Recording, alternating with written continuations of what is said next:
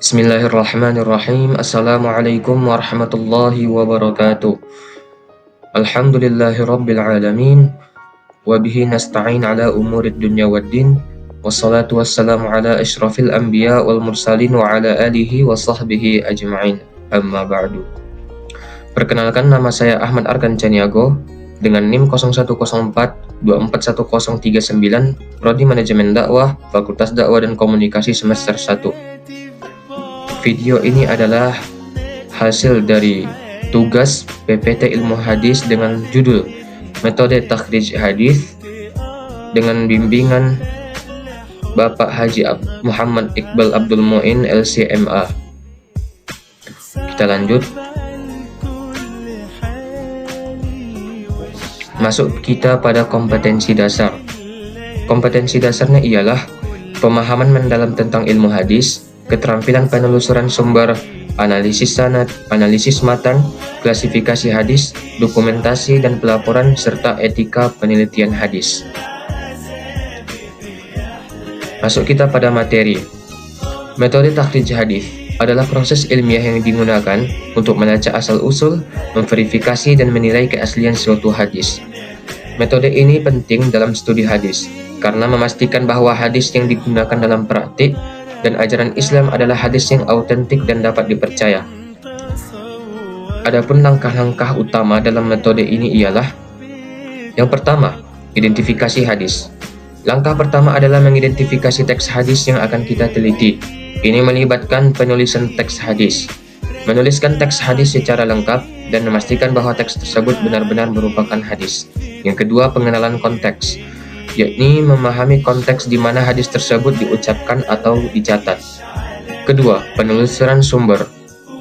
Setelah diidentifikasi, kita akan mencari hadis tersebut dalam berbagai kitab hadis. Kitab-kitab utama yang sering dijadikan referensi antara lain Sahih Bukhari yang disusun oleh Imam Bukhari, Sahih Muslim yang disusun oleh Imam Muslim, Sunan Abu Daud yang disusun oleh Imam Abu Daud, dan sebagainya. Penelusuran ini bisa dilakukan secara manual dengan membaca kitab-kitab tersebut atau menggunakan perangkat lunak dan database hadis yang tersedia. Selanjutnya, nomor 3, verifikasi sanad. Sanad adalah rantai perawi yang menyampaikan hadis dari Nabi Muhammad SAW hingga ke perawi terakhir yang mencatatnya. Verifikasi sanad melibatkan beberapa langkah. Yang pertama, memeriksa keaslian perawi. Kedua, memastikan ketersambungan sanad. Yang ketiga, mengevaluasi kualitas sanad. Kita lanjut. Nomor 4, analisis matan. Matan adalah isi atau teks hadis itu sendiri. Dan ini melibatkan yang pertama, memastikan konsistensi, yakni memastikan bahwa matan hadis tidak bertentangan dengan hadis lain yang lebih kuat atau dengan prinsip-prinsip dasar Islam. Yang kedua, mengevaluasi keaslian. Menilai apakah matan hadis tersebut memiliki ciri-ciri hadis yang sahih, seperti tidak mengandung hal-hal yang mustahil atau bertentangan dengan akal sehat kita. Kelima, klasifikasi hadis.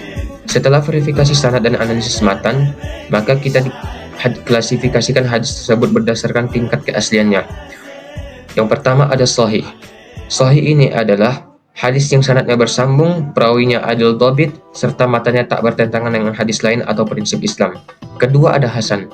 Hadis yang sanadnya bersambung, perawinya adil, sama seperti hadis sahih, akan tetapi kurang pada poin dhabitnya, karena matanya tidak bertentangan dengan hadis lain atau prinsip Islam.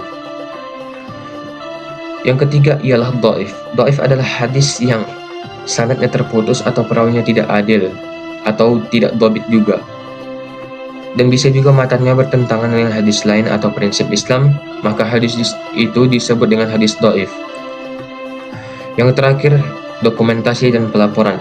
Langkah terakhir adalah mendokumentasikan hasil takhrij hadis kita dalam bentuk laporan yang mencakup teks hadis, sumber hadis, sanad hadis, menganalisis sanad dan matan, serta klasifikasi hadis. Metode takhrij hadis ini sangat penting dalam studi hadis kita untuk memastikan bahwa hadis yang digunakan dalam praktik dan ajaran Islam adalah autentik dan dapat dipercaya. Mungkin sekian penjelasan singkat dari hasil PPT saya. Selanjutnya akan ada kuis berbentuk pilihan ganda yang berkaitan dengan metode takhrij hadis ini. Sekian, terima kasih.